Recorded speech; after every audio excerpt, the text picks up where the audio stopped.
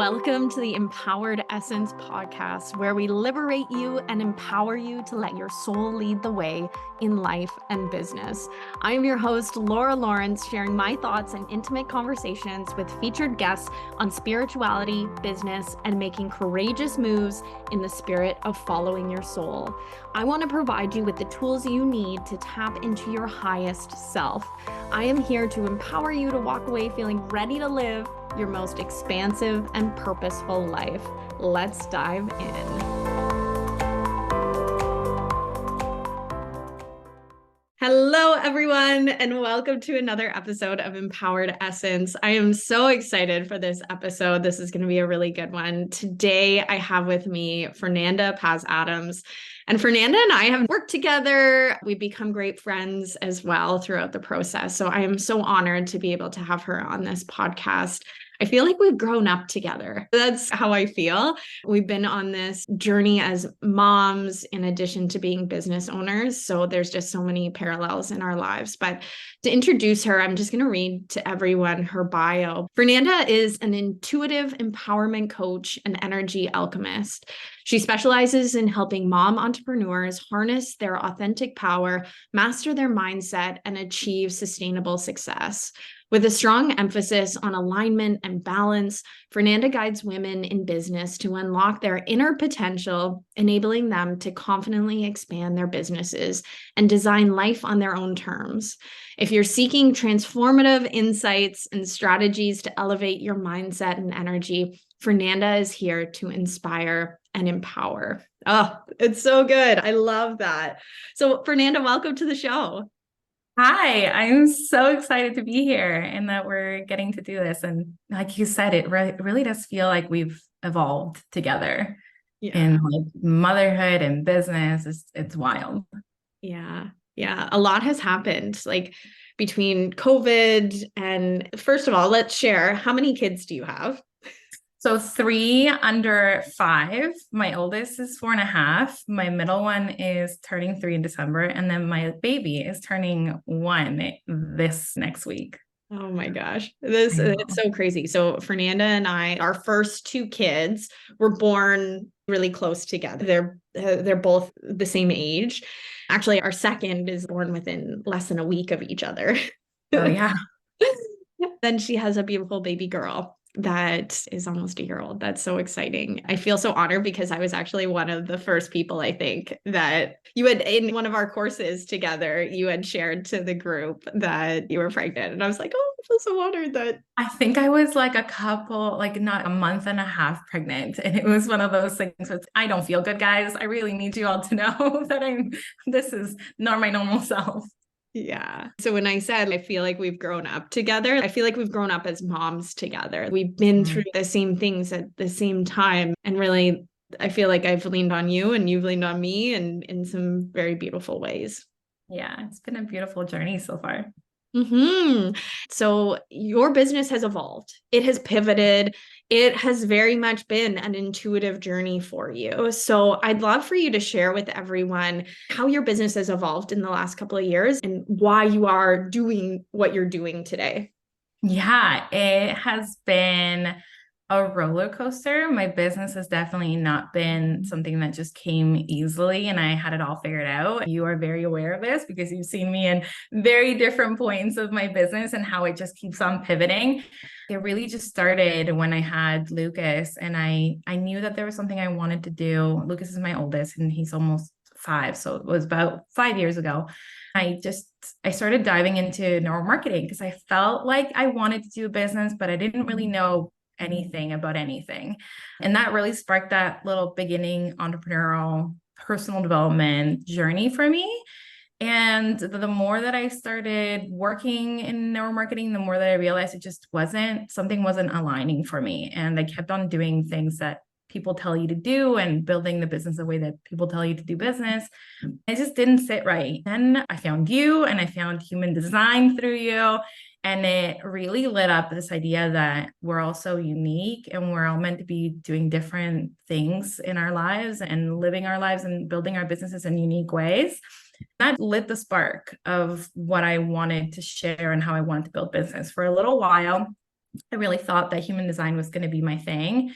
The more that I allowed that to sit with me, the more I realized that there's so much more that I want to offer people. There's so many different ways that someone can tap into their intuition and their soul purpose and really overcome those beliefs that are holding them back. So in the last year, I really let go of my network marketing businesses and went full into coaching and becoming a certified coach and learning a whole bunch of different modalities. And in that, I've discovered my passion for intuitive business and everything between that mindset work and the embodiment of that and the energy of that, the really practical aspects of business and building a strategy that is intuitive and that reflects yourself and the way that you want to do business. So it's been all over the place. And yet I'm so glad that it led me here because it was all building blocks towards this. Yeah, I love how you talk. You call it intuitive strategy, you had said at one point. And I come from business school. You learn strategy in business school, and it's do X, Y, and Z, and that will get this result. And it's very mechanical. I love how you phrase an intuitive strategy because we are humans at the end of the day, and we go through journeys and personal development and all of these things when we become entrepreneurs, and we have fears and hopes and dreams and all of these things that some people feel like it just gets in the way, like I can't execute my strategy. But when you blend the two together and really look at it from a very intuitive perspective versus I'm going to do X, Y, and Z versus I have this result, but I want to intuitively develop it along the way is really powerful. I think you've hit like a really important piece to that blend of like strategy and energetics. That's that I think a lot of people need. You need both. You can't build a business with strategy alone because we are humans and not robots. And we can't build a business with just energetics. You need some sort of structure in there to make it thrive. Oh, yeah. For me, I have found that the most impactful business decisions that I've made have been ones that didn't make a lot of sense logically, business wise. Then you follow that up with really practical step-by-step tools and things that are already in the business world, but you're approaching it from a way that doesn't really make sense or in a path that is not the logical path for everyone else. I have found that in my journey, that those have been the moments that have really transformed me as a person and my business and the way that I'm doing things and just made my business feel good, which is the underlying theme of anything that I do is I want people to feel really good doing business because I think there's so many people, including myself, who have worked and done things that felt so wrong for the sake of this is how we're meant to be doing business. I feel like that's not true. There is a way to do things that really feels good and gets you results, refining what that means to you. And I don't think that one person has the entire roadmap. That's the process. What I'm so passionate about is there's a lot of self-discovery that needs to happen in order to find that out for yourself. What do you feel like? So you hit on a really good point. So what do you think is the difference between a limiting belief coming up versus something that is not aligned for you? I truly believe there's like a fine balance to walk because there are limiting beliefs that are coming up versus some that it's like, it doesn't feel good because I'm scared or I'm nervous or like that kind of stuff. But then there's something that's just totally not in my wheelhouse. That's why it feels bad. What do you think is that difference?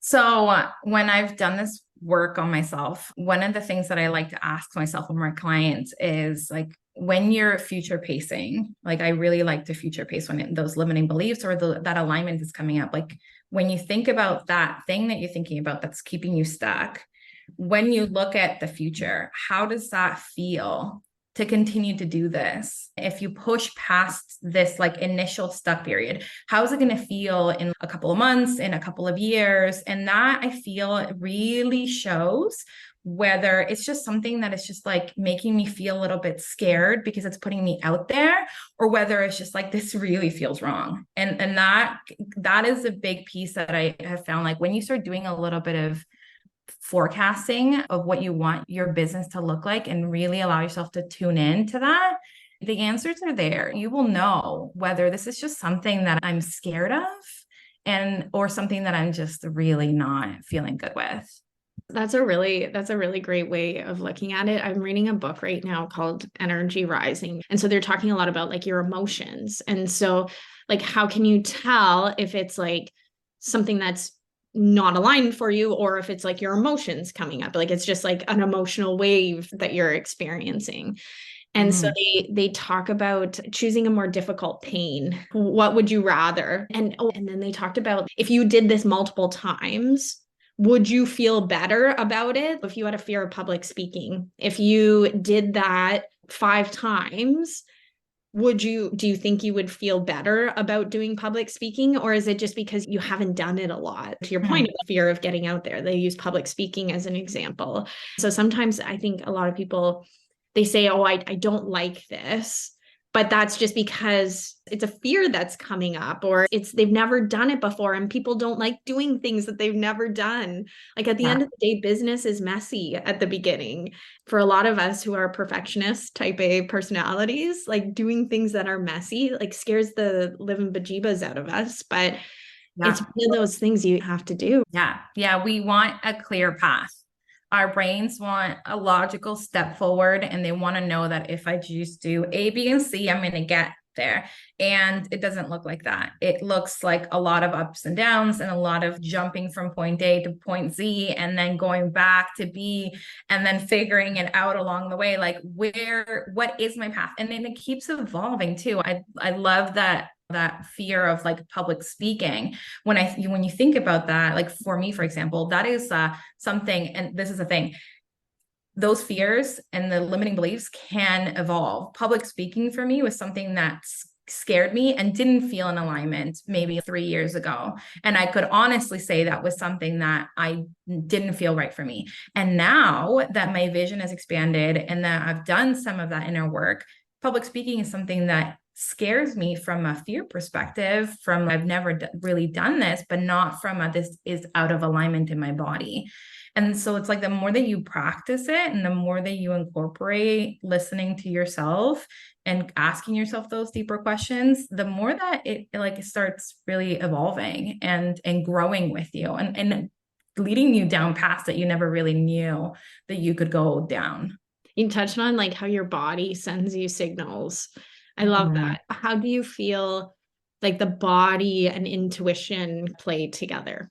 Oh my gosh. I have found in the last year, my body and really becoming in tune with the body has made like a giant shift in business, which is wild when you think about it. Like it doesn't really apply in the logical sense, but I tune a lot into what my body's feeling.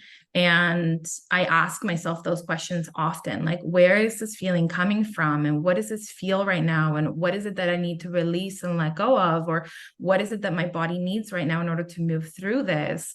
Also, in like the positive way, what is my body experiencing right now that is signaling to me that this is it?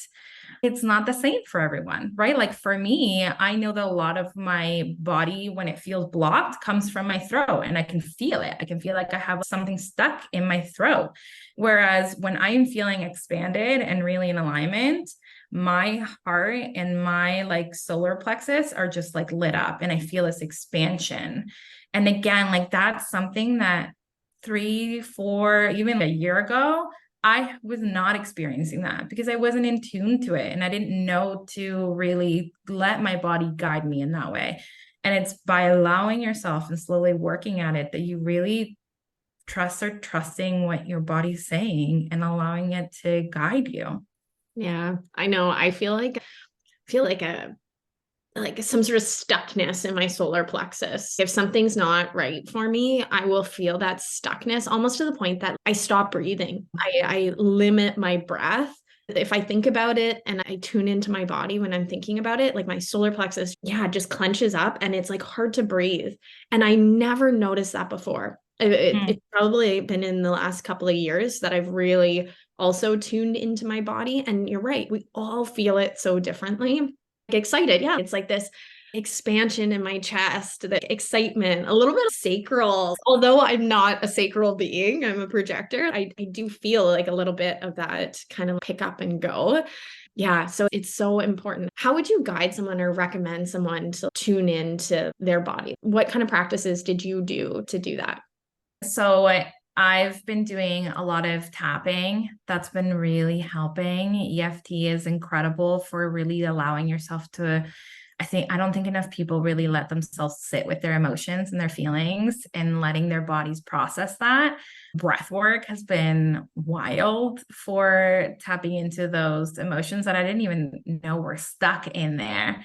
Lately, something that really has been like changing like my world in a very wild way is Reiki. I got Reiki attuned a couple of weeks ago, and it opened up my energy field now in a way that I've never felt energy in this way. I can feel it in my body in a way that I've never felt before. But aside from those, a lot of it has just been like mindful moments where I'm allowing myself to recognize what is coming up for me. So it's like the tools are great and the tools have been helpful, but even just asking myself or allowing myself to sit with things and recognizing when there's a feeling coming up, like where is that? And getting like curious, right? Just being really curious with what's going on in your body is like the first step in realizing and recognizing those patterns. We all have patterns of when we feel stuck, it comes up in one way. And when we're feeling in alignment, it comes up in another way. And so allowing yourself to really see and sitting with that was like the first step for me. Yeah, I love that. I love that you're Reiki attuned now. I feel like that was like the quote unquote gateway drug for me when I so I did Holy Fire Reiki. Mm. That's what I did level 1, 2, and masters. Not that I use it still necessarily in my business, but that was the thing that really opened me up to my spiritual path and healing capabilities and intuition. Like when I started doing Reiki sessions on other people, I was blown away by the messages that came through. And when I started tapping into my intuition for others, that's when my own intuition started skyrocketing. I couldn't believe it. Is like when I started reading other people, I started noticing how my intuition communicates to me. Claircognizance, clairvoyance, clairsentience, clairaudience. We all have the different clairs, but then I started realizing how my intuition communicates to me because we all get different hits. Like just like how we get these body sensations, like our intuition communicates to us in different ways too. Reiki is what opened the doors for me and then brought me on those the aligned breadcrumbs that came along. Yeah. I feel like we all start somewhere and then slowly these little pieces just start coming in and it starts guiding you in the path you're supposed to be on. I feel like Reiki has been I was skeptical about Reiki. I definitely never felt anything energetically ever. And so I never thought that I would. And it was wild being around other people who I'd never met before. I like a couple weeks after getting Reiki attuned, and I was impacted by people's energy in such a deep level that I was having a hard time recognizing where it was coming from. And my logical brain couldn't understand what was happening to my body. I really feel like a gate's now open. My energetic field I'm so much more aware and in tune of energies around me that I wasn't before. And it's crazy how you think about this is not who I ever thought I was. Like, I was not an energetic person. That just wasn't in my scope of anything that I felt. And now it's just all blown open. Yeah, it's like this like sensitivity. And I don't know what the right way of describing this is. Like, I don't know if we become more sensitive or if now we just remove these blockages that now we actually feel how we were born to feel. So it's interesting how that works. Yeah, that's really, really exciting. I think we just become more aware. I think have a blindfold on, like we don't know what we don't know, and we're conditioned to shut that off in our bodies and in our minds. And Reiki is just one instance of something that allows you to really remove that. Yeah, it's powerful stuff. Yeah. So, what do you think like one of the main blocks or limiting beliefs you've had along your journey that you've overcome over these last couple of years? self-doubt and confidence, and that's the main purpose of my business and what I focus on, has been a huge limiting belief for me and something that I've been chipping away at slowly. And I will preface by saying I don't think anyone ever fully has confidence all the time.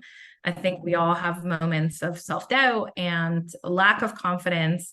There's been a shift in how I recognize that and how I deal with that, and the amount of times that it shows up for me in my life and in my business because of like the endless amount of work that I've been doing around it. I think a lot of people are just really comfortable with saying, just fake it till you make it, just put a brave face on and go out there. And I don't think it's really dealing with the root problem. You're never really going to feel comfortable and feel confident in what you're doing if all you're doing is faking it. I think there's a deeper belief and a deeper block that needs to be dealt with. And I don't know if a lot of people are always comfortable going that deep. Yeah, I agree with that. I don't think a lot of people want to face like their emotions, to really feel like what they're feeling. Like we spend so much of our lives trying to pack it all away that there's this perceived difficulty in feeling the things. Like they feel like it's going to be hard to feel the things and to move through the things. And it doesn't always have to be. I truly believe that. How do you work with someone? So you identify self-doubt is like a main driver or a main limiting belief that they have. How would you work with someone to move past that? So the first step in anything, and the core that I feel like a lot of people skip, is when they realize that they are, for example, dealing with self-doubt and limiting beliefs, they go immediately into wanting to let go of that belief and bring in new, more empowering beliefs. But without fully sitting in that belief, understanding it, and letting yourself get all aspects of that belief, because that belief, that self-doubt, is probably rooted in some past experiences, in some other things that have come up in your life that are like all in surrounding this limiting belief or this assumption that you have about your life. And in order to really let it go, there has to be a period of really sitting with it, understanding it. And that requires a lot of questioning and going deeper. I work a lot with getting to root cause of beliefs and tapping, really utilizing that to just allow what needs to come up and allow your body to just be aware of it. And then you can release it. And so once you've released that limiting belief, that self-doubt, then you can start encoding yourself with confidence and using tools to rewire that belief, whether it be affirmations, which I feel like it's just like a very simple one to like, I have access to a lot of NLP tools now. And so I use a lot of NLP tools to really get your subconscious mind to rewire that limiting belief and to encode yourself with new, more powerful stories. Because as much as affirmations are great, that's a very conscious thing that you're doing. And sometimes the work is subconsciously. You have to tell your subconscious that it's okay to let go, that it's okay to do that work, and that you're safe. Once you do that, once you start really building that confidence, then I find that a lot of people are stuck in these patterns where, because they have self-doubt, they don't make the right decisions. And so that leads to a lack of confidence in themselves. And that leads to more bad decisions, which just like spirals down into this like constant loop of losing those pieces of confidence and continuing to repeat the patterns of self-doubt because they're not making the right steps. They're not taking the right decisions that they need to take. So once you stop that pattern, then that's where I find that's where your intuition starts to shine. And that's where your body starts to speak to you. And that, because you're now looking at things in a different perspective, you've rewired that part of your brain and you've focused now on a new lens. And you are allowing yourself to not just believe this, but to feel safe in this new story and to really believe in what can happen when you let go of that. And then your body, it starts to speak to you. Then your intuition comes in and it starts guiding you in the path you need to be in. And that's where and then it reinforces that self-confidence and it reinforces the right steps. And slowly you start gaining that back and tapping back into yourself. Yeah, I'd love that. Yeah, not just like trying to, I think people, especially like in the healing space, I want to clear it. I want to remove it. I want to clear it. But there's like this, sometimes you don't get to the root of it. So if you're just plucking it from where it is or where you understand it at the highest level, you're just like, it's like a band-aid fix. And then if you are getting to the root, but you're not filling it with something else, then things are just going to come back and fill it in its place. So it's both. It's like understanding it, getting to the root, and understanding like how you can fill it. So like affirmations, I think, are great. What are some other things that people could do to help boost their self-confidence? I love anything that has to do with like visualizations in your highest self. So really listening to and allowing your brain to go into that future pace of what it looks like to live out your life in your highest version of yourself. I found this one is really powerful when you cascade into the future if you don't let go of that belief. And then cascade when you do let go of that belief and you see the differences in both, and your body speaks to you and it says, I don't want to feel that stuckness. You can feel it when you're in that visualization. You can feel the stuckness from not letting go of that and how that can translate into all these different decisions that you make in your life. And when you do that alone, just seeing that, like those two different things, it allows your brain to choose the path that's gonna let you have it in a way that feels good. But like none of that is gonna help if you haven't let go and if you haven't fully done that deeper work of understanding it. And that's what I find. It's like a lot of people are just going into a quick visualization to get me to feel good. And that's great, but there has to be that initial step of, have we really dealt with the root problem of this? And are you really sitting and understanding where this is coming from? Until you do that, none of the other things are really going to work. But yeah, I'm a big fan of visualizations, meditations that really allow you to like sit and feel those feelings. I love anchoring. I don't know if you've heard of anchoring, but using like a feeling and helping someone visualize like that feeling of confidence and anchoring that feeling into a point in their body. And it just also allows someone to tap back into it whenever they're feeling those moments of self-doubt. They can push that anchor and bring back those like highest point of confidence. And those are little bits that allow you, because it's a process, right? It's not at one time you do this and it's fixed. It allows you to like slowly start to shatter that self-doubt and incorporate confidence back into your life. That's powerful. That's really powerful. I think self-doubt is a big thing, especially in the online space when people are looking to invest. Like there's these like patterns of like constant investing. It's like I invest in this program and that course and this thing and that thing. But like self-doubt often is like at the very root cause of that. Why do you think people do that? Like, why do you think people continue to invest without really understanding the root cause of it? I think it's just because it's easy. It's so much easier to have someone tell you what to do and how to do it instead of having to do deep inner work. A lot of people think that personal development books or listening to, I love podcasts, but like a podcast or listening to a book is not going to be enough work. That's very surface level, like inspiration and ideas. And so I think for a lot of people, they're just looking for quick answers and a quick way to start getting some progress and moving ahead. And we also, when you're in this pattern of self-doubt, you don't trust yourself. You don't trust your own decisions and your own intuition. And so there's no way for you to know what you need for your business. And you don't even know where to look for that or what to do about that, because you're just so in this pattern of not knowing that you've wired yourself to believe that you just don't know. You don't know how to do this, and you need someone to tell you how to do business, how to whatever it comes about your life.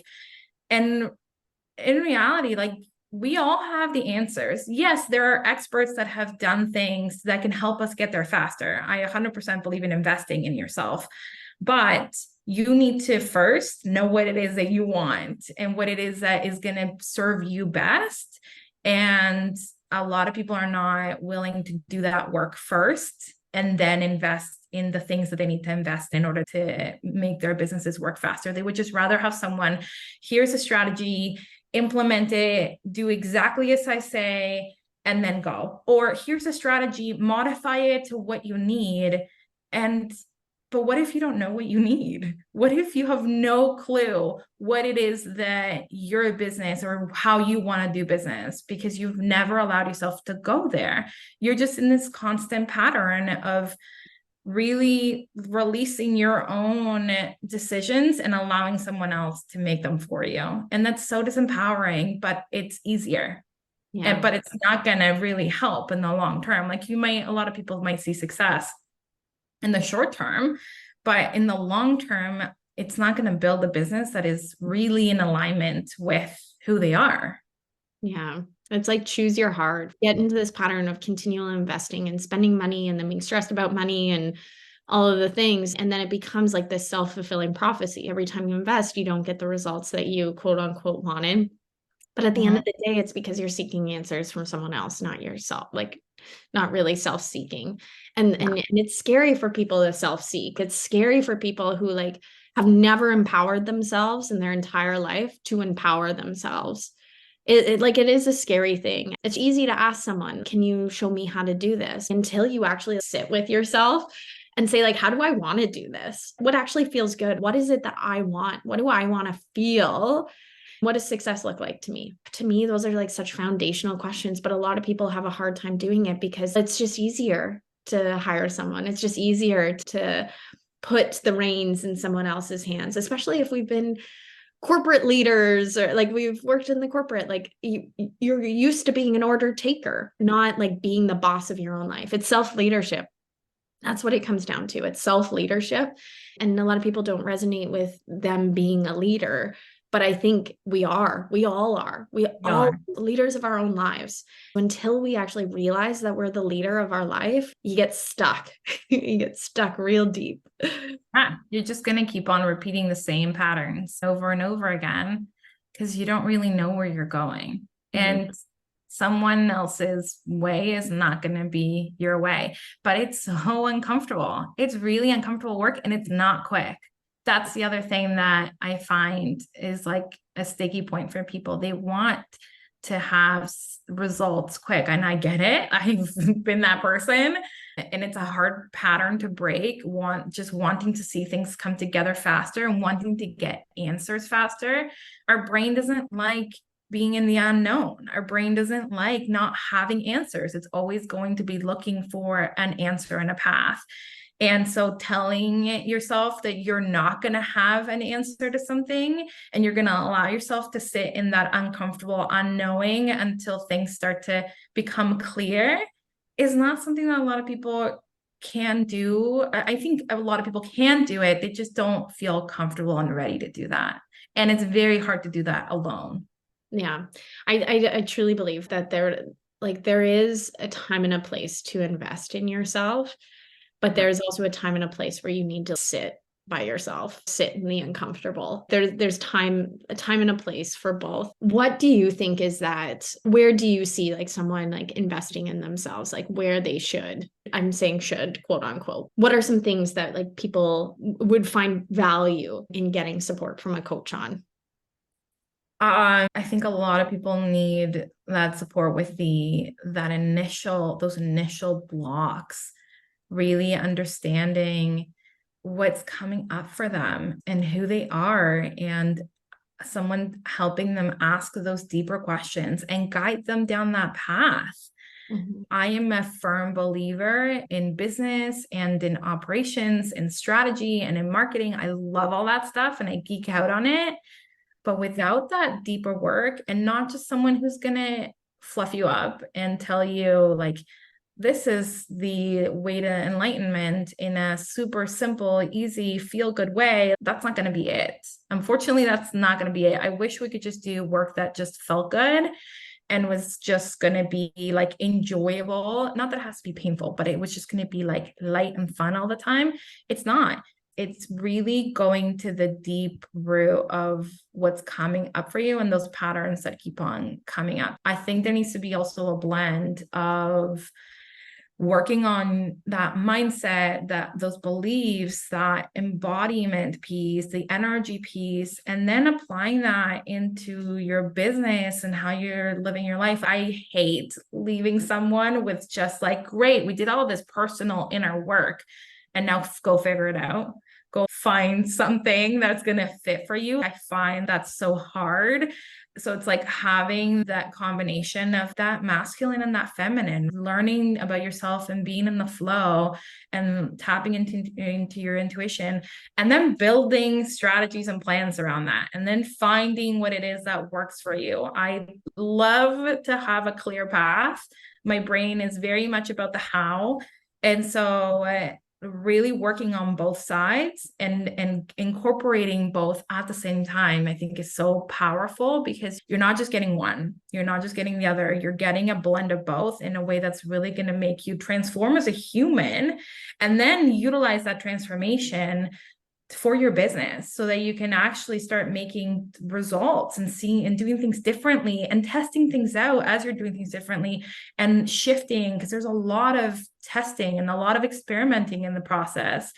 And having a coach or someone, a support that can allow you to experiment and guide you through that experimentation is really important, and is not just going to say, this was my path and this was my strategy, and if you want to do it differently, you have to go somewhere else. No, you need someone who's going to support that experimentation and who's going to allow you to test the waters and see what comes up, and then go back to those limiting beliefs that will surface as you keep growing. Yeah, I think you touched on a big thing. And there's like a difference between a coach and a teacher. There are some people that call themselves coaches, but they're really just teachers. They're saying, okay, this is what works for me, and this is what I'm going to teach you, even though they're not really a coach. A coach is someone who helps you, sits in the trenches with you and helps to see you and guide you and find your own answers. What's that? Helps you find your own answers. Exactly.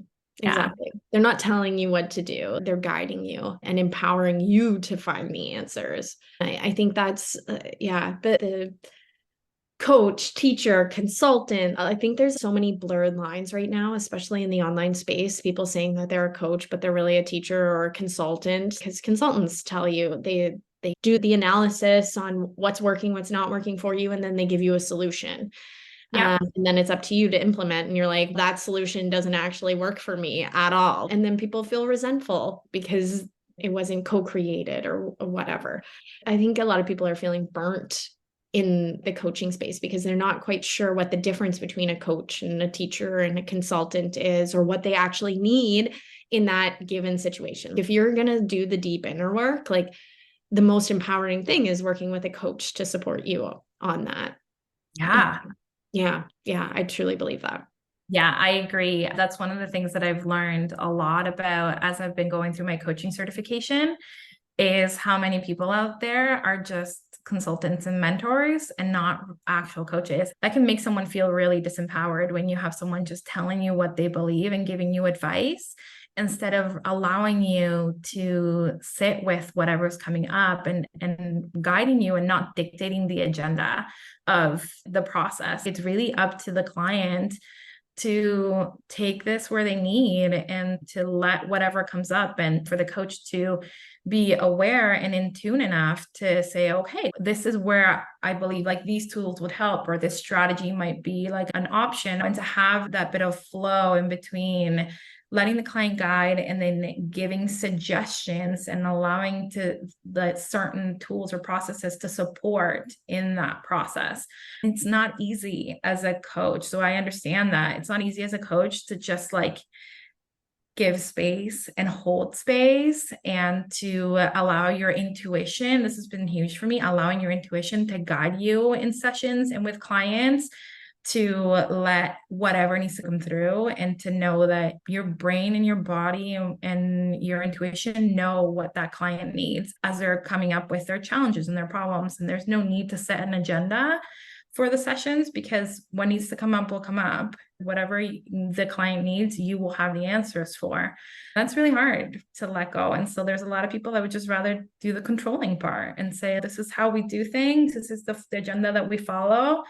And if it works for you, great. And if it doesn't, it doesn't. And that's, to me, like that's such a disservice to so many people, that it makes sense that there's so many people out there that feel discouraged by coaches because they're not really being coached. Not really. Yeah, I totally agree. I actually feel like I have become a much better coach since doing a lot of the energy work that I've been doing. Because this is something I've talked to my mentor about. I feel like I held myself back for a long time in the coaching space because I felt when I'd get those intuitive nudges as an intuitive person, just like you are, who am I to tell my client that they have a block in XYZ, like whatever block it is, whatever mindset block. I wanted them to like truly be empowered to find like their own root cause. But in the healing space, I became a lot more confident in saying, okay, you know what? I've seen you struggle for X amount of time. I know exactly what your block is. Can I share it with you? And in the healing space, I felt so much more confident actually just saying they came to me from a healing perspective, but there is so much blend and interconnectedness with coaching. Like they are different, but someone who can coach and heal at the same time, oh my gosh, is like so powerful. So the fact that you're going down the Reiki path and you've got the NLP and like the various tools, I think are so important because they go hand in hand. And you can get to the root that much faster. Not only are you empowering them, but you're also more guiding them to get to that root. And I feel much more confident now that I've done a lot more of the healing work. Like I know exactly what someone's blocks are. They're like really tapping into my own intuition and yeah, embracing that side of myself and being able to blend those two is like absolute magic. When you can be a coach, you can be a healer and know when to use either, but blend those two together, it's powerful stuff.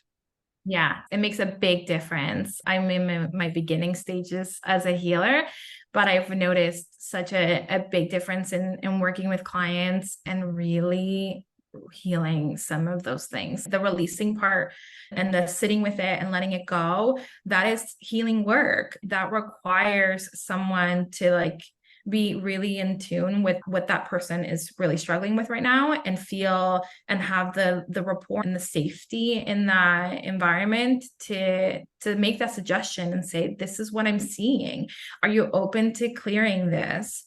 And if they're not, then there's just more deeper work that needs to be done in order to get to that point where they're ready to heal. And that's where that coaching comes in. And then once they have healed, like, where do we go from there? What can we do now that is gone? How can we now incorporate more positive things? And how can we then make that into something that is like practical for you, that's not just all up in the space and feels such an up there concept versus something that is really rooted down and feels like, okay, like I've done some of the inner work, I did some of the healing, and now there's a path forward that makes sense, that has logic, and that I can apply to my life. And it just doesn't just feel like, great, this was a lot of woo-woo work and what?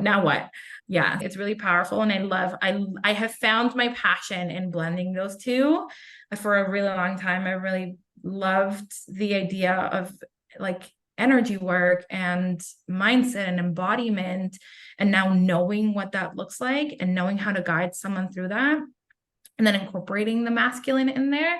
It just feels like that balance that is so needed, that people are just either in one or the other, and holding the two is hard, and finding that balance is hard, but it's possible. You need to be guided through that. So I've got a question for you that I ask all of my guests on the show is, so what does it mean to you to let your soul lead the way in life and business? Oh, Love this question. It's such a powerful question. For me, letting my soul lead the way has been really allowing my mind to quiet down. My mind likes to be very loud, and it likes to tell me all the things that are not going to go right, and all those blocks and those beliefs about myself that are keeping me stuck. And when I let my soul lead the way, is those moments where I make decisions that don't make sense, or I take steps back in my business, and I sometimes go backwards in order to go forwards. I go back and I burn down things and I start from scratch and I do things again because my soul is telling me we learned what we needed to learn from this, and now we need to move in a different direction. And now this is opening the path to something else, and allowing those really illogical decisions that just feel really right for me, and trusting that's my intuition speaking, that's my soul speaking, and that's guiding my business in a way that really feels lit up in my body and in my soul, that I couldn't get there if I was just making logical decisions and allowing my brain to dictate. Yeah, it's a process, but it's a beautiful process, and it really does open up so many opportunities that you can't be aware of until you allow yourself to go there. Yeah, I think you touched on a really good point around there is this connection between the mind, body, and the soul in all of this. Like, yeah, I think, and you've got to have all of them kind of working in the same direction. And even if the mind's not 100% on board, if you can at least get the body and the soul on board, I feel like that is Override it. That's the golden spot is, yeah, you force the mind to get on board when your body and your soul are there. We're going, whether you want to or not, you're coming with us. Yeah. Oh, that's awesome. So how can people work with you? How can they find you? And what are some of the services that you offer? Right now, I am offering Voxer support. So it's 1 week of really dialed in, super focused work on what's coming up, some challenges and some like really specific work that you need to get through. So that's one of the ways that you can work with me. And then in January, I'm launching my group coaching program, Rise Again. That program is my best program. It's everything that I wanted in a program, in really allowing and helping people and women entrepreneurs, specifically mothers. I'm very passionate about working with moms because it's so hard balancing mom life and business life, really helping them release that self-doubt and encode themselves with that confidence that they're lacking, and bring in that intuition, and guiding them through that process of doing that deep inner work that is so hard to do by yourself and that you're so lost in. So those are the 2 ways that you can work with me right now. My program, I'm going to be releasing more information about it in the next month or so. And you can find me on Instagram right now, Fernanda_Paz Adams. I love doing this work. So it's like anytime that I get to talk about it and share about it, it just lights me up. Oh, that's awesome. Spoken like a true generator. Yeah, very much. I'm very much in alignment with my joy. It's been such a pleasure to catch up with you and hear about all the great things that are going on. And thank you just so much for being a guest on the show today. No, thank you. You've been such a huge part of this process, and I love that we get to do this journey together. Yeah, that's awesome. Okay, well, take care. We'll see you later. Bye. Thank you for tuning in to today's episode of Empowered Essence.